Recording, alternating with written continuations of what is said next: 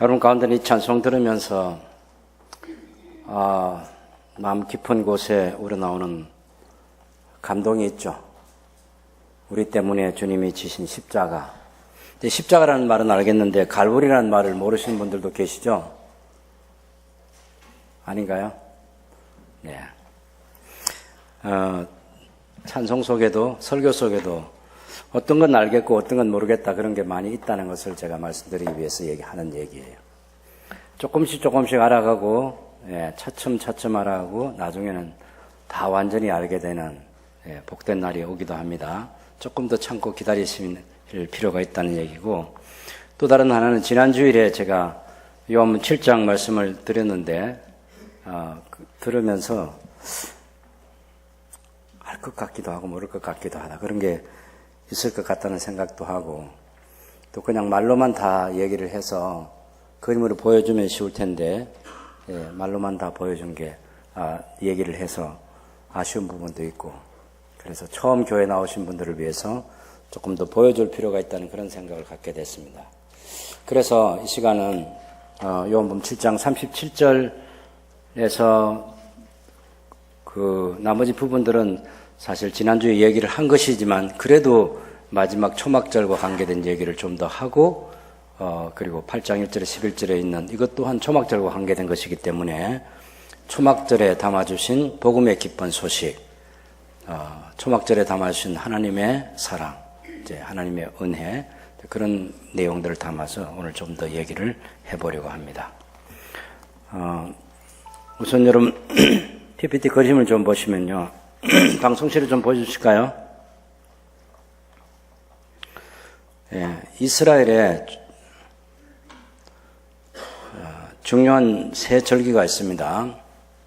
6월절, 금방 알 수 있는 얘기.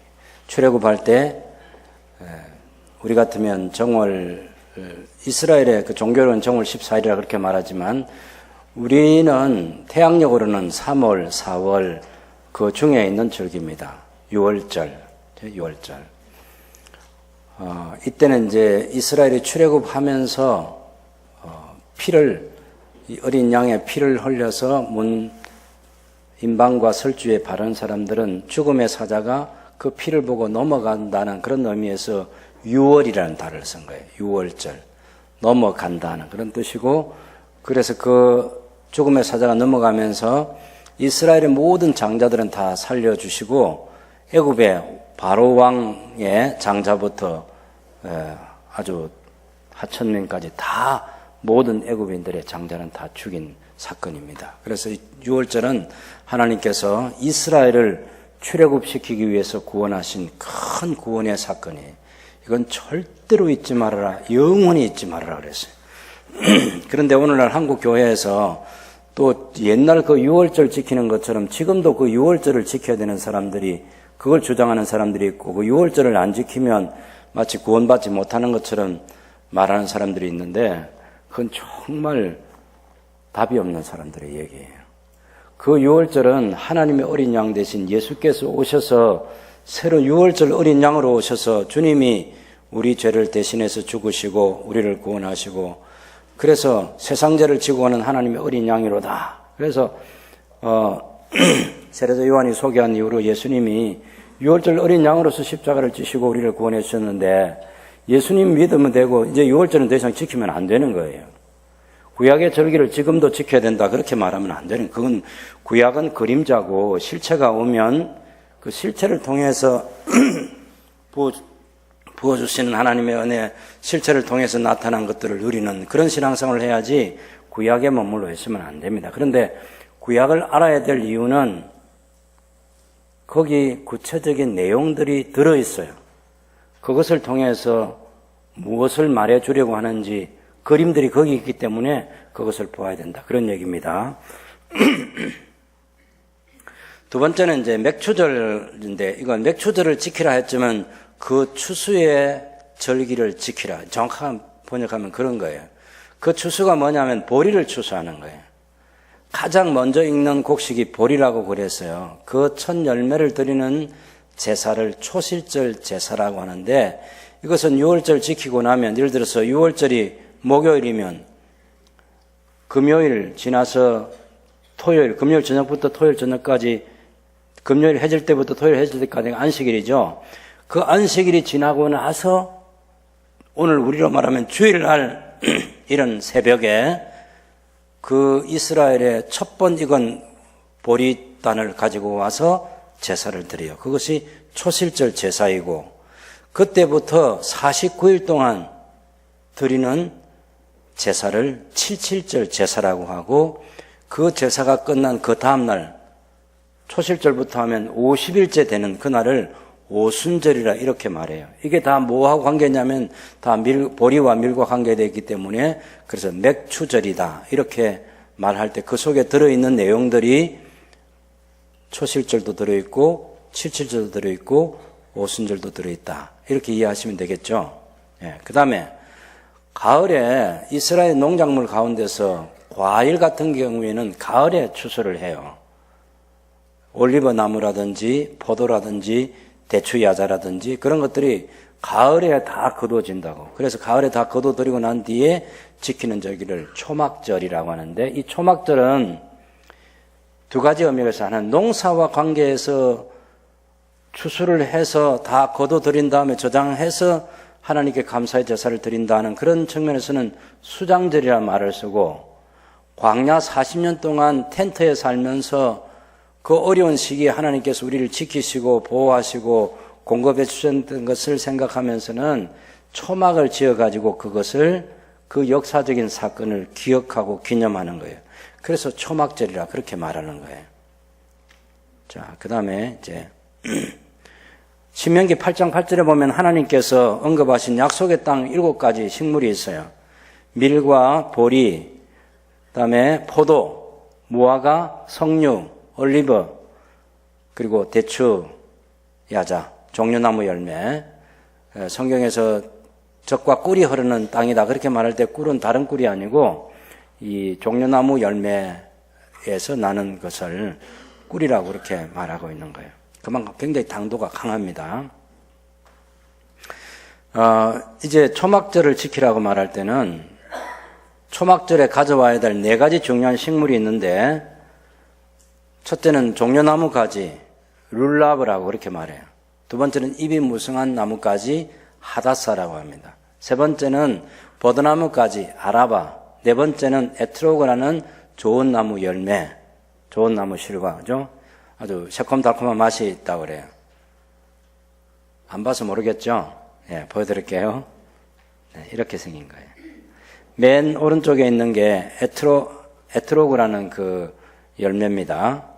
그 다음에는 버드나무가지, 그리고 그 다음에는 하다사라는 것이고, 맨 왼쪽에 있는 것이 어린 종려 가지가 되겠습니다.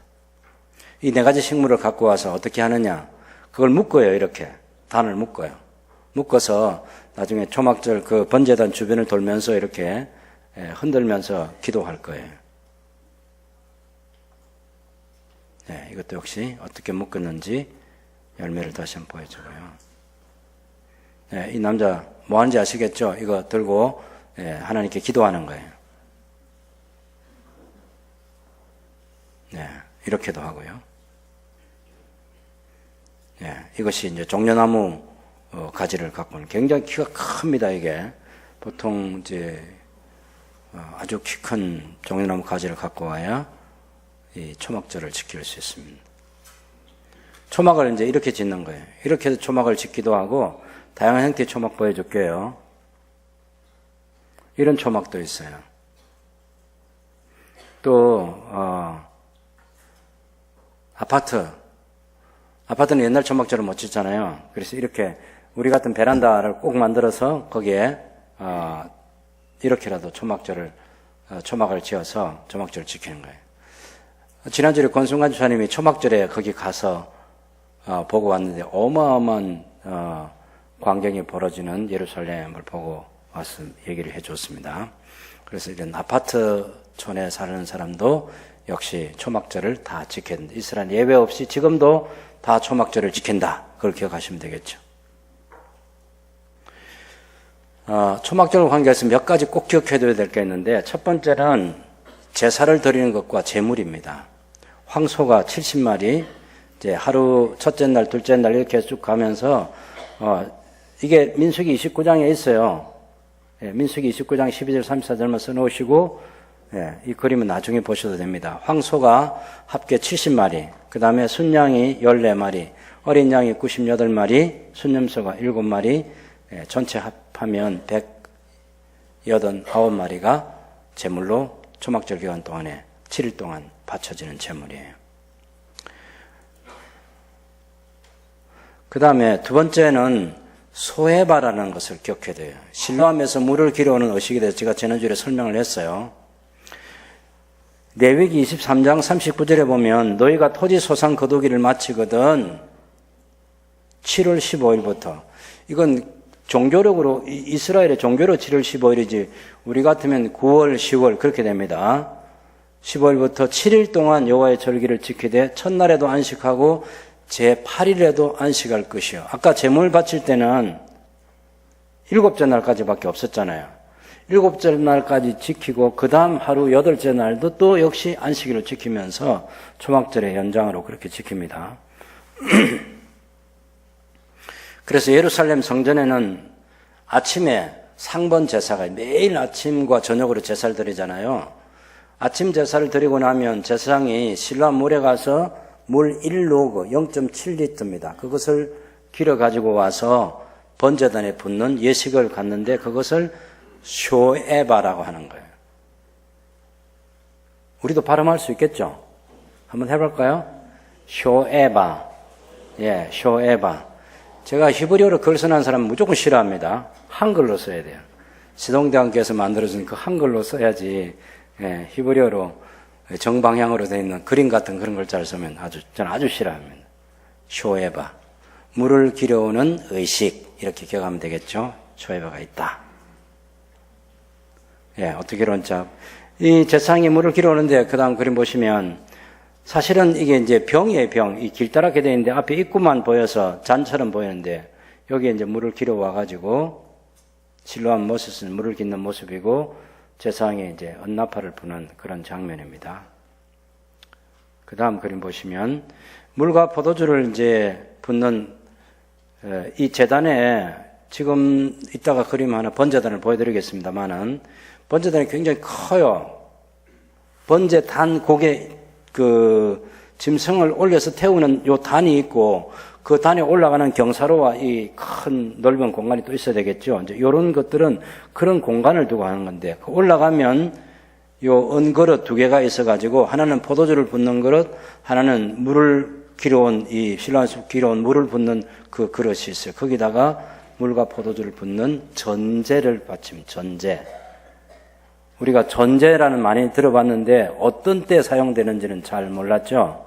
전제는 이런 번제단의 제사를 할 때 하나는 포도주를 붓고 하나는 물을 붓고 하는 이런 의식. 그래서 물을 붓는다는 의미를 담아서 전제라 부어드리는 제사라 그렇게 말하는 거예요. 이때 이제 제사장이 언나팔을 불면서 기쁨을 표현하고 있죠. 여기 나무는요, 이거 버드나무입니다. 버드나무를 못 자라는 동네에서 버드나무를 베어와가지고 여기다가 심어요. 여러분, 여기 이제 동쪽에서 요 경사로가요, 너무 많이 나갔네요. 예, 저기 경사로 이쪽에서 두 제사장이 서 있는 저쪽 경사로 쭉 이렇게 올라가가지고 거기가 이제 이쪽으로 바라보면 돼요. 제가 생각하면 이쪽이 동쪽이라고 생각하면요, 동쪽에서 이렇게 들어와가지고 번제단에 올라가는 이 경사로가 있어요. 경사단에 올라가서 이쪽으로 서면 남서쪽이 되는 거예요. 여기다가 버드나무를 심어서 요 번제단의 높이보다 1규빗 46.5cm가 더 높게 이렇게 들여져 있는 모습을 볼 수 있는 장면, 그림입니다. 예, 이 언나팔을 부는 제사장, 기쁨을 표현하는 언나팔이죠. 여기 이제 그 그릇, 위에 있는 그릇 두 개, 하나는 포도주 붓는 것, 하나는 물을 붓는 거죠. 저기 보면 이제 그 큰 이 잔에다가 쭉 대롱이 나와서 밑에는 보면 물이 쭉 부어지는 게 아니라 뚝뚝 떨어지게 되어 있어요. 그래서 천천히 떨어지면서 저게 다 부어지고 떨어지면 제사가 끝나는 거예요.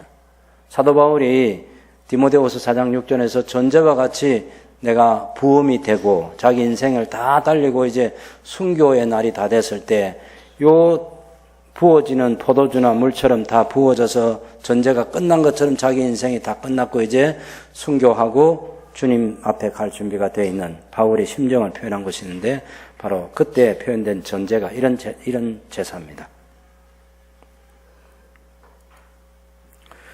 그 다음에 세 번째 의식은요, 첫 번째 그 의식이 물 깃는 의식이라 굉장히 중요한 의식 얘기했어요. 그 다음 세 번째로 기억해야 될 것은 버드나무 의식이 있어요. 버드나무를 아까 거기다가 해놓고 번제단을 돌면서 호산나 호산나 하고 하나님을 찬송하고 기도하는 거예요. 그 제단의 남서쪽 아래에 세우고 높이는 그게 이제 번제단보다 1규빗 높으니까 5m 11.5cm 정도 되는 그런 높이입니다. 상당히 높죠. 우리 이거 높이 생각하면 한 5m 정도 되겠죠. 그죠? 그러면 5m, 이거보다 조금 더 높다. 이렇게 생각하시면 될 거예요.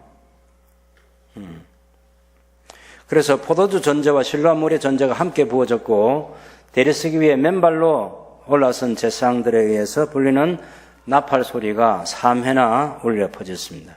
기쁨과 즐거움의 표현이죠. 이스라엘 남자들이 4가지 식물, 아까 앞에 그 종려나무 가지, 또 버드나무 가지, 그 다음에 또 하다사라고 하는 잎이 무성한 가지, 거기다가 에트로그라는 열매를 가지고 묶어가지고 이렇게 들고 시편 118편 25절 말씀을 암송합니다. 예. 자, 요것은 그 번제단, 제가 이 번제단 경사로를 보여주기 위해서 한 거예요. 여러분이 알고 있는 것은 노랗게 된 황금으로 되어 있는 번제단만 생각하지만 그 주변에 번제를 할 수 있는 그 번제단 주변이 이런 경사로로 되어 있어 그 위에 사람들이 서 있는 그런 그림들을 보게 됩니다. 여러분이 그 다음에 이제 물과 포도주를 붓고 하는 이 의식 속에 그 버드나무 세우는 그림 다음 넘겨주세요. 예, 버드나무. 이게 시들어가는 버드나무를 상상할 수 있겠죠. 물을 안 주니까 당연히 밑둥이 잘린 이 버드나무가 계속 말라가는 것을 봅니다. 그것을 보면서 이스라엘 남자들이 이제 그 4개의 식물을 묶어가지고 손에 들고 흔들면서 시편 118편 25절을 암송하는 거 다 같이 해봅시다. 여호와여 구하옵나니 이제 구원하소서. 여호와여 우리가 구하옵나니 이제 형통하게 하소서. 그래서 이때는 이 초막절의 절기가 끝나면 비가 와서 종자를 파종을 해야 되는데 비가 안 오면 농사를 시작을 할 수 없잖아요. 그래서 간절한 마음으로 초막절을 지키고 기도하는 거예요. 하나님 우리를 구원해 주십시오. 우리의 운명이 바로 물을 먹지 못해 시들어가는 저 버드나무의 운명과 같습니다. 우리를 구원해 주십시오. 하나님께서 우리에게 자비를 베풀어 주시지 않으시면 우리는 저 버드나무처럼 시들어갈 수밖에 없습니다. 이런 기도를 하겠죠. 버드나무가 죽어가는데 우리가 저처럼 죽어갈 수밖에 없는데 하나님 비를 내려주십시오. 생명을 주십시오. 그렇게 간절히 기도할 때 그때 우리 예수님께서 요한복음 7장 37절 38절 말씀을 외치신 거죠. 한번 보실까요? 그 후에 예수께서 37절에 명절 끝날 곧 큰 날에 예수께서 서서 외쳐 이르시되 누구든지 목마르거든 내게로 와서 마시라. 나를 믿는 자는 성경의 이름과 같이 그 배에서 생수의 강이 흘러나오리라. 여러분, 이스라엘 남자들이요, 첫째 날은 한 바퀴 돌았죠, 번제단을. 마지막 7째 날은 7바퀴를 도는 거예요. 여러분, 많은 사람이 7바퀴를 돌면서 이걸 흔들면서 기도하고 그럴 때 흔드는 것 자체가 바람 소리가 나겠죠, 바람. 그 바람이 성령이라는 거예요, 성령. 사실은. 히브리어로 바람, 생명, 성령, 이게 다 같은 단어예요. 루아흐라고 해서 같은 단어예요. 그런데 사실은 그 성령께서 생명을 주시는데 이스라엘은 지금 그림자를 계속해서 붙들고 있는 거죠. 실체이신 누가 왔어요? 예수님이 오셨어요. 근데 예수님에 대해서 여기 성경 요한복음 7장을 보면 그리스도라고 말하는 사람도 있고 아니다라고 유혹하는 사람이라고 말하는 사람도 있고 그리스도가 온다고 해도 이분보다 더 기적을 베풀겠느냐 그렇게 믿는 사람도 있고 당국자들은 바리새인과 서기관들 이런 사람들은 예수님을 체포하기 위해서 대제사장의 권한을 가지고 예수님을 잡으러 보낸 그런 아래 사람들을 보내서 체포해 오라고 체포 명령이 떨어지는 그런 상태를 생각해 보시면 이 사람들이 배쳐가는 그 예수님께서 너무나 안타까운 마음 가지고 계시겠죠. 내가 하나님의 보내심을 받은 자고 내가 영생을 주기 위해서 왔고 누구든지 목마르거든 내게로 와서 마시면 목마르지 않는 영원한 생명수를 얻을 수 있는데 버드나 시들어가는 버드나무 가지를 보면서 저 나무의 운명처럼 우리가 같을 수밖에 없는데 하나님 비를 내려주십시오 하고 이건 보니까 구약이 말하고자 하는 예언적 미래를 그들이 바라보지 못하고 그렇게 예언된 분으로서 오신 예수님을 메시아로 받아들이지 못하고 여전히 그 절기를 지키면서 메시아를 기다리고 있는 거죠. 그래서 예수님께서 큰 소리로 얘기한 거예요. 너무 안타까운 마음으로. 서서 외쳐 이러시되. 예. 그런 심정을 가지고 우리가 37절, 38절 같이 한번 해봅시다. 누구든지, 거기부터 시작. 누구든지 목마르거든 내게로 와서 마시라. 나를 믿는 자는 성경의 이름과 같이 그 배에서 생수의 강이 흘러나리라. 우리 형제들만 한번 해보겠습니다. 시작. 누구든지 목마르거든 내게로 와서 마시라. 나를 믿는 자는 성경의 이름과 같이 그 배에서 생수의 강이 흘러나리라. 우리 자매들이 한번 해보겠습니다. 시작. 누구든지 성경의 이름과 같이 그 배에서 생수의 강이 흘러나리라. 이래가지고는 안 되고 이 교회당이 막 무너질 정도가 돼야 되는데, 예. 그래도 아직은 더 건물이 필요해서 우리 더 안 하겠습니다. 아직은 계속 무너지지 않고 남아있어야 했어요. 이것에 대한 해석을 이제 요한이 해주는 거죠. 도대체 예수님께서 말씀하신 것이 뭐냐? 이는 예수님을 믿는 자들이 받을 성령을 가리켜 말씀하신 것이라. 예수님을 믿는 자에게는 성령을 주신다고. 자, 여러분, 예수님을 믿는 자에게 주어주시는 축복이 뭐냐면요. 첫째는 죄 용서함과 구원이잖아요. 죄 용서받고 구원받은 사람이 세례를 받을 때, 그때 베드로의 설교를 잘 들어보면 하나님께서 성령을 선물로 주신다. 그렇게 얘기를 해요. 믿는 자에게 성령을 선물로 주시는 거예요. 여러분, 이 세상에서 하늘과 땅만큼의 차이가 있는 게 뭐냐면요. 우리 그리스도인과 그리스도 밖에 있는 사람들은 성령을 모시고 있느냐, 안 모시고 있느냐.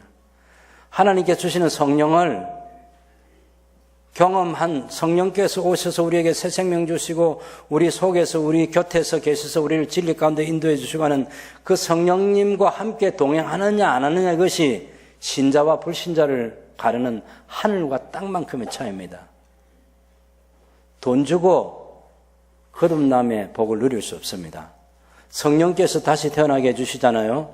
성령께서 지식을, 성경의 진리를 깨닫게 해주시잖아요. 성령님이 우리 기도를 가르쳐 주시잖아요. 성령님께서 우리의 보혜사가 되셔서 예수님 우리와 함께 계시는 것처럼 똑같이 우리를 도와주시는 거예요.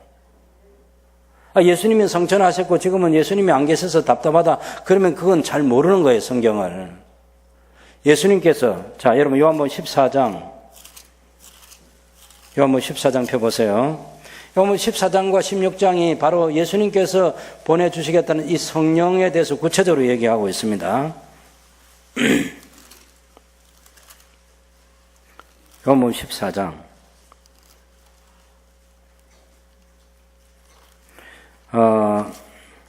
16절부터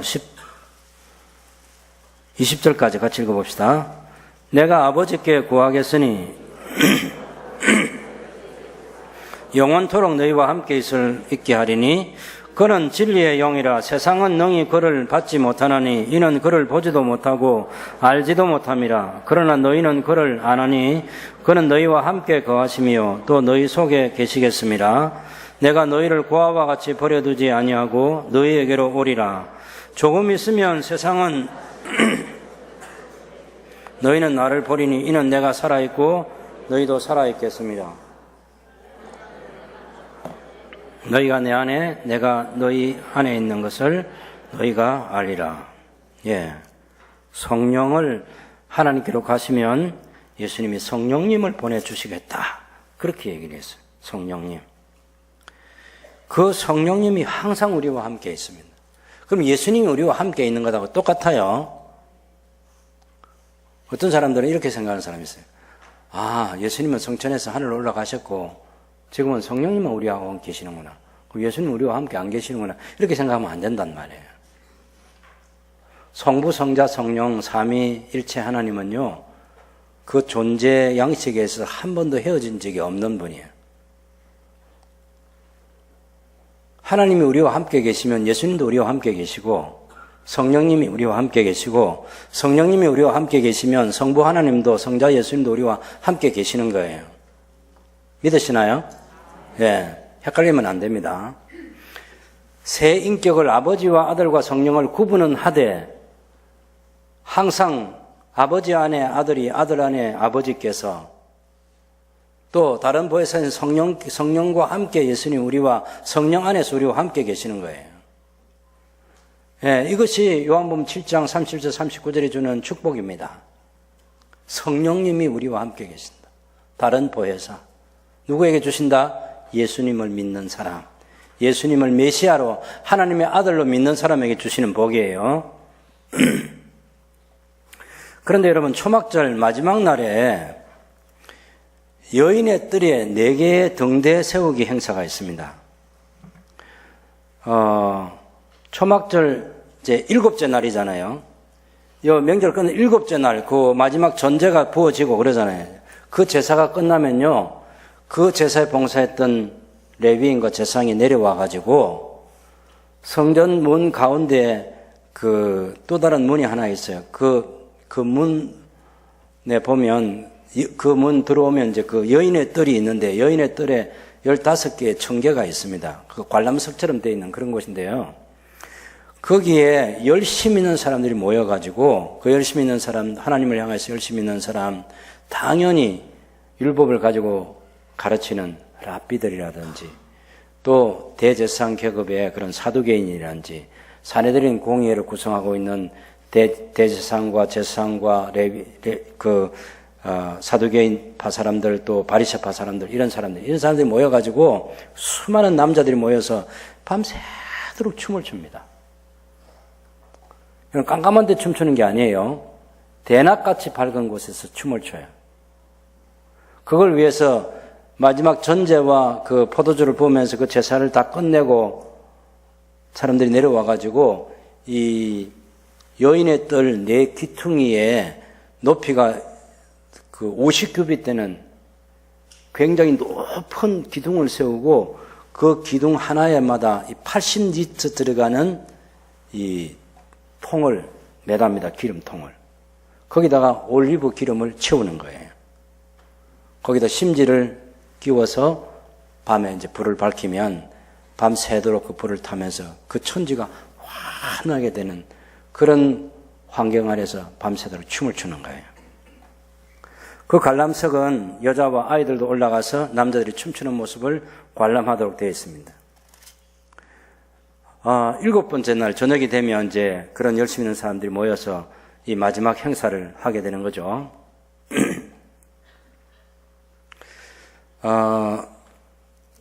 그런데 그 여인의 뜰에 4귀퉁이에서는 50규빗이면 우리나라 그 미터 법을 하면 23.25m니까 굉장히 높은 거예요. 요거 5m니까 한 5배쯤 생각해 보세요. 그럼 굉장히 높겠죠.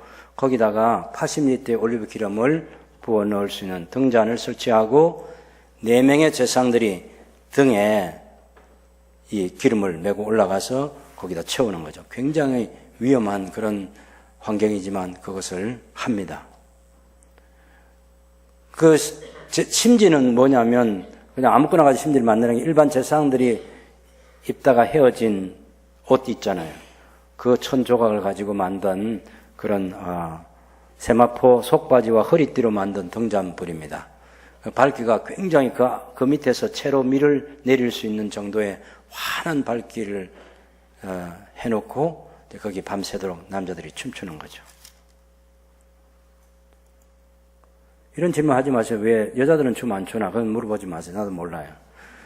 그 여자는 그날 밤에 구경하고 남자들이 이제 그런 남자들이 춤추는 거예요. 춤추면서 거기 있던 이제 15개 계단에 서서 플룻과 하퍼와 심벌즈와 트럼펫 이런 악기들을 사용하는 음악을 연주합니다. 그러니 술 취한 사람들이 아니니까 그런 악기들이 연주에 흥이 나서 막 밤새도록 춤을 추겠죠. 그러면서 노래도 불러요. 들리는 노래가 있습니다. 어떤 노래 들리냐면요. 레위 제사장들이 서서 노래하는데 죄를 짓지 않은 사람은 복이 있다. 그러나 누구든 죄를 지은 그 사람은 하나님께서 용서하실 것이다. 나이가 들었을 때 부끄러움을 당치 않으니 오 나의 젊은 사람들에게 행운이로다. 너희 젊었을 때를 속죄할 수 있으니 오 너희 노인들이여 행운이로다. 이런 노래가 어떤 사람은 이런 노래, 또 어떤 사람은 이런 노래, 어떤 사람은 이런 소리를 계속해서 들으면서 춤추는 거죠. 한마디로 하면 무슨 얘기예요? 죄 용서함 받음에 대한 감사와 감격을 가지고 춤추는 거죠. 예, 너무나 감사해요. 이게 왜 중요하냐면요. 초막절에 비를 내려주시는 의식하고 하나님께서 죄 용서해 주시는 것과 관계가 있어요. 하나님은 우리의 죄를 용서해 주셨으면 하나님의 은혜의 비를 내려주실 수 있다고 믿게 되겠죠. 그래서 이 마지막은 이 의식이 있는 거예요.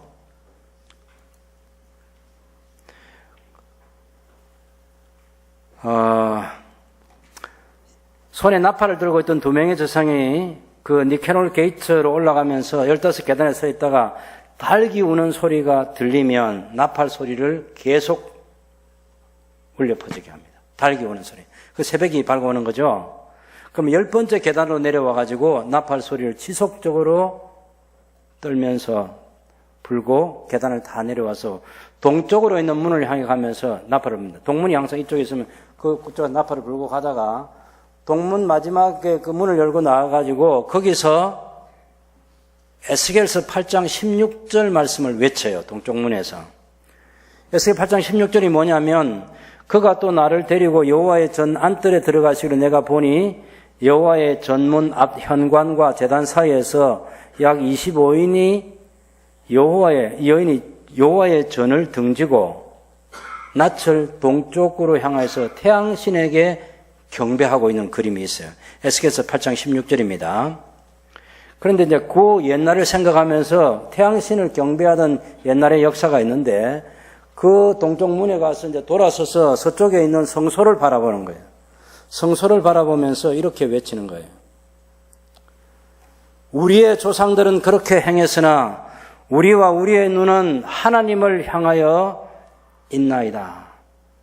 우리의 조상들은 동쪽에 있는 태양신에게 숭배를 했으나 우리와 우리의 눈은 성소에 있는 하나님을 향합니다. 그러면서 새벽이 열리는 거예요. 밤새도록 속죄의 은혜에 대한 감사와 감격의 찬송을 불렀어요. 춤췄어요. 너무 기쁜 거예요.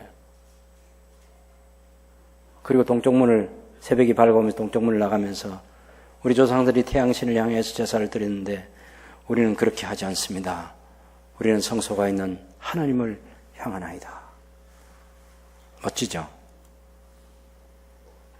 그래서 6번째 의식이 있어요. 그러면 이제 8째 날이 됐죠. 그죠? 7째 날 밤에 춤추고 그런 일이 있었고 8째 날이 됐어요. 이 행사를 쉬미니 아째렛이라고 그렇게 말합니다. 이것 또한 우리가 읽을 수 있는 거죠. 한번 같이 해봅시다.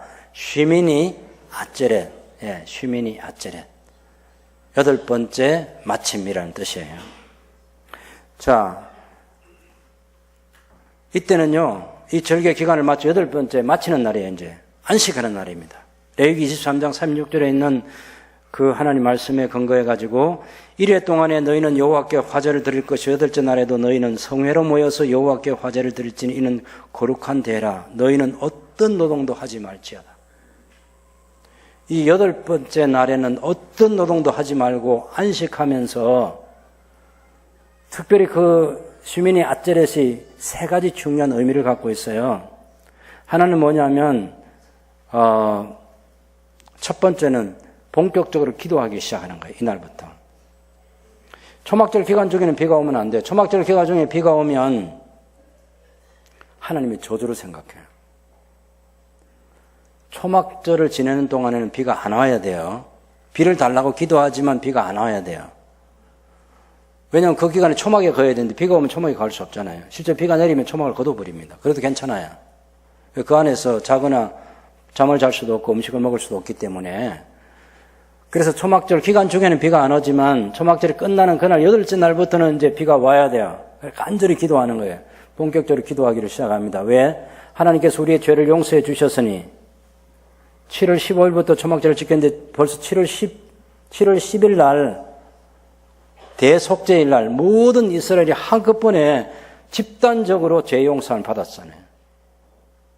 초막절을 지키면서 제사도 드렸고 또 물기로는 그런 의식도 있었고 전제와 소제를 그 포도주를 부어서 전제를 드렸고 그리고 하나님께서 죄 용서해 주신 것에 대한 감사와 감격으로 밤새도록 춤추기도 했고 하나님과 우리의 관계가 완전히 회복됐다.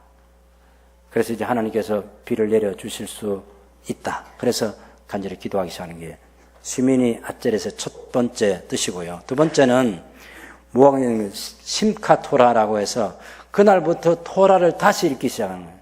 이 사람은 1년에 한 번씩 토라를 읽는데 이 8번째 날부터 시작해서 돌아올 때까지 이게 한 주기입니다. 한 주기. 그래서 토라를 조금씩 읽어서 곱씹어 읽는 그런 엎조리는 그런 시간을 가져서 이날에 토라를 다시 읽기 시작하는 날이 바로 그 날이에요. 중요하겠죠? 근데 토라를 읽을 때 어떤 부분을 읽게 되냐면은 11조에 관한 부분을 읽어요. 그래서 이 시민이 아젤에서는 죄 용서와 그것으로 말미암은 하나님의 은혜가 은혜의 통로가 열려서 비를 내려주실 때 생각하고 또 토라를 다시 읽으면서 세 번째 시민의 아젤에서 가지고 있는 11조와 연관된 부분을 읽습니다. 그날 읽을 때 이 초막절이 뭐예요? 그동안 하나님께서 모든 농작물들 수확이 가능하도록 이른 비와 늦은 비를 내려서 다 수확을 했어요. 그때 반드시 기억해야 될 게 뭐냐면 레위인과 고아와 과부와 가난한 사람, 나그네 이런 사람들을 기억해야 돼요. 그 사람들을 위해서 반드시 11조를 떼어가지고 바치는 거예요. 예, 우리만 기뻐하고 즐거워하는 게 아니에요. 이 사람들은 그 마지막 8번째 날에 또 하나님의 돌봄이 필요한 사람, 하나님의 사랑이 필요한 사람, 예, 그런 고아와 과부와 나그네들, 가난한, 절대 빈곤에 가난한 사람들을 위해서 그것을 헌신하게 됩니다. 그래서 하나님께서 자신들의 모든 죄를 용서하심으로 비를 내주실 것을 확신하면서 그 8째 날은 굉장히 즐겁고 기쁜 날이에요. 그래서 그 안식하면서 너무너무 기분이 좋은 날이에요. 그날 예수님께서 전날 초막절 7째 날 저녁에 이런 말씀을 하시고 강의하시고 저녁에 산으로 가셨다가 8째 날 바로 이런 의미를 갖고 있는 그 8째 날 아침에 다시 성전으로 나오셨어요. 그것이 우리 성경 요한복음 8장 1절에 시작하고 있습니다. 보시죠.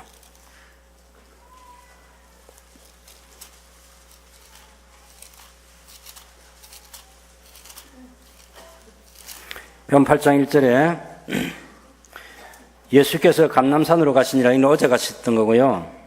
아침에 다시 성전으로 들어오신 이것이 8째 날 아침에 성전으로 들어오십니다. 백성이 다 나오는지라 앉아서 그들을 가르치시더니 서기관들과 바리새인들이 음행 중에 잡힌 여자를 끌고 와서 가운데 세우고 예수께 말하되 선생이여 이 여자가 가늠하다가 현장에 잡혔나이다. 모세는 율법에 이러한 여자를 돌로 치라 명하였거니와 선생은 어떻게 말하겠나이까. 그들이 이렇게 말하면 고발할 조건을 얻고자 하여 예수를 시험함이라. 예수께서 몸을 굽히사 손가락으로 땅에 쓰시니 그들이 묻기를 맞이 아니하는지라. 이에 일어나 이러시되 너희 중에 죄 없는 자가 먼저 돌로 치라. 그 분위기를 잘 보시면 예수님을 고발하기 위해서 율법에는 이 여자를 돌로 치라 했는데 당신은 뭐라고 말하겠습니까? 예수님께서 그 말씀을 들으시고 몸을 굽혀서 손가락으로 땅에 뭘 쓰고 계세요. 그런데 이 사람들이 재촉하는 거 7절에 그들이 묻기를 맞이하는지라 계속해서 묻는 거예요. 당신 뭐라고 말하겠냐? 그때 예수님이 일어나셔서 너희 중에 죄 없는 자가 돌로 치라. 이야, 정말 율법을 성취하고 율법에 순종하고 또 평소에 가르쳐 오셨던 그런 사랑, 하나님의 사랑도 보여주고 너희 중에 죄 없는 자가 돌로 치라. 다시 몸을 굽혀 손가락을 땅에 쓰시니 그들이 이 말씀을 듣고 양심의 가책을 느껴 어른으로 시작하여 젊은이까지 하나씩 하나씩 나가고 오직 예수와 그 가운데 섰는 여자만 남았더라. 예수님이 손가락으로 땅에 쓰셨어요. 몸을 굽혀 쓰셨습니다. 근데 어떤 사람이 이걸 설교하기 위해서 설교 제목을 손가락으로 땅에 쓰신 글씨 이래가지고 제목을 잡아놨는데 뭘 쓰셨다는 거야? 몰라요. 그런 건 물어보면 안 되는 거예요. 요한이요, 얼마나 섬세한 사람인데 그 글씨를 알면, 자기가 알면 썼겠지, 당연히. 예수님이 그 글씨가 너무 중요해서 알아야 될 것 같으면 또 저들에게 얘기했겠지. 몰라도 되는 거야, 몰라도. 그러니까 너무 궁금해하지 마세요. 성령이다 다 너무 궁금해가지고 그러면 머리만 휘어집니다. 예. 몰라요. 괜찮아요. 난 천국 가서 물어보면 그때 뭐 쓰셨습니까? 물어볼 수 있어요. 기회는 옵니다. 그렇지만 예수님께서 하신 이 말씀은 중요한 거예요. 너희 중에 죄 없는 자가 먼저 돌로 치라. 너희 중에 죄 없는 자가. 그런데 누구부터 돌을 내려놨어요? 어른부터. 양심의 가책이 있어요. 우리 어른들은 다 그 정도는 가책을 가지고 살아요. 예. 세월을 많이 살면 좋은 점도 있지만 안 좋은 점은 죄를 많이 짓는 거예요. 그래서 어른으로 시작해서 젊은이까지 하나씩 그 돌을 내려놓고 갔습니다. 예수님께서 여자 외에 아무도 없는 것을 보시고 너를 고발하는 그들이 어디 있느냐? 너를 정죄한 자가 있느냐? 없느냐? 주님 없습니다. 나도 너를 정죄하지 않는다. 그러나 다시는 죄를 짓지 말아라. 여러분, 우리 한국의 박신호 선교사님께서 바로 이 장면을 그림을 그리는 게 로비에 나가면 이 돌에 파란 그 돌에다가 새겨놓은 이 그림이 있습니다.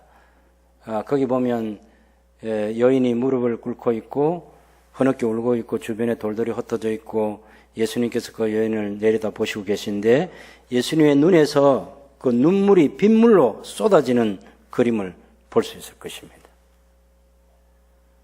죄인을 향한 긍휼의 마음이에요.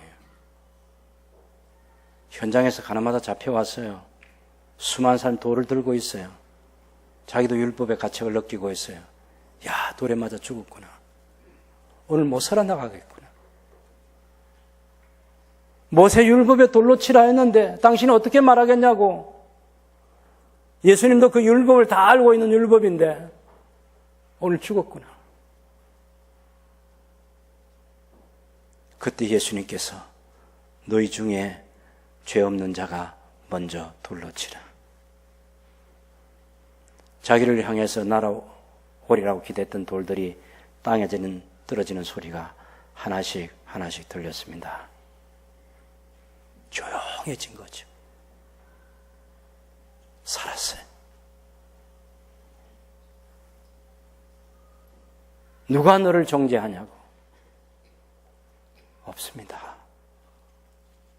나도 너를 정죄하지 않겠다. 그러나 다시는 죄를 짓지 말아라. 초막절에 담아주신 복음의 기쁜 소식이 뭡니까? 첫 번째는 죄 용서하시며 은혜입니다. 죄 용서는 완전한 거예요. 예수님이 하나님이 베푸시는 죄 용서는 완전해요. 여러분, 이 슈미시 아쩌렛의 이 시간을 보내면서 이 사람들이 그 8째 날 죄 용서함에 대한 확신을 가지고 즐거워하고 이제 하나님께서 우리에게 비를 내려주실 때에서 비를 본격적으로 비 내려주시기를 기도하면서 그리고 토라를 읽으면서 그리고 고아와 가난한 사람들을 위해서 11조를 떼어내면서 이 불쌍한 사람들, 이 아침에 이 현장에 가나마다 잡힌 이 여인을 데리고 온 이 사람들은 진정한 죄 용서함도 진정한 초막절의 은혜도 누리지 못하고 있는 거죠.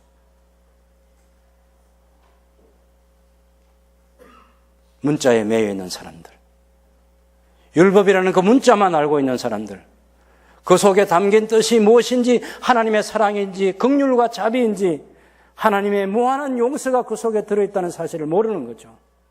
밤새도록 춤췄어요. 죄 용서해 주시면 은혜. 젊은이들도 노래하고 나이 많은 사람들도 노래하고 하나님께서 죄를 용서해 주시니 복이 있다고, 복이 있다고. 그런데 그 다음날 모든 사람들이 안식하면서 기뻐하고 즐거워해야 될 그 다음날 아침, 예수님께서 성전에 오셔서 가르치시는데 바로 이 여자를 잡아온 거죠. 이게 바리새인과 서기관의 수준입니다. 이게 소위 율법하면서 부들부들 떨고 있는 사람이 이 수준밖에 안 되는 거예요. 여러분, 진정한 죄 용서하면요, 용서받은 자기가 또 다른 사람을 용서해 줄 줄 알아야 해요. 예수님께서 십자가에서 우리의 모든 죄를 다 담당하시고 십자가에 돌아가셨는데, 우리가 갚을 일을 했기 때문에 우리의 죄를 용서해 주신 게 아닙니다. 로마서 5장 8절 말씀은 아직 우리가 죄인 되었을 때 그리스도 예수께서 우리를 대신하여 십자가에 달려 돌아가심으로 우리의 죄에 대한 하나님의 사랑을 확증해 주셨다고 성경은 말하고 있습니다. 요한일서 1장 9절 말씀은 만일 우리가 우리 죄를 자백하면 저는 미쁘시고 의로사 우리 죄를 사하시고 모든 불의에서 우리를 깨끗게 하실 것이라고 그랬습니다. 하나님께서 보내신, 하나님의 아들도 아끼지 않고 보내신 하나님께서 우리를 위하시면 누가 우리를 정죄하겠냐고. 하나님의 사랑 안에 있는 그리스도인들입니다. 비록 허물이 있고 죄가 있고 연약함이 있고, 그래도 우리를 향해서 형제를 용서하고 사랑하라고, 너도 죄인 되었을 때 그리스도께서 너를 위해서 돌아가셨다고. 그런 사람들에게 성령을 보내주시는 거예요. 용서받은 하나님의 은혜를 헤아리고 다른 사람 용서해 줄 줄 아는 사람에게 성령님을 보내주시는 거예요. 보혜사 성령께서 우리를 다스리시는 겁니다. 생명의 길로 인도해 주시는 거죠.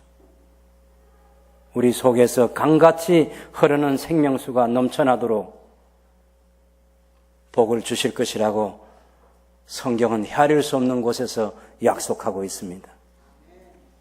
예수님 때문에 죄 용서받은 저와 여러분이 또 다른 사람들을 용서해주고 또 다른 사람들을 주님께로 인도하면서 하나님께서 우리에게 베푸신 이 사랑을 누릴 뿐만 아니라 나누어 주고 성령의 놀라운 경험들을 공유해서 성령 안에서 승리하는 복된 성도의 삶을 살아가는 저와 여러분이 될 수 있기를 바랍니다.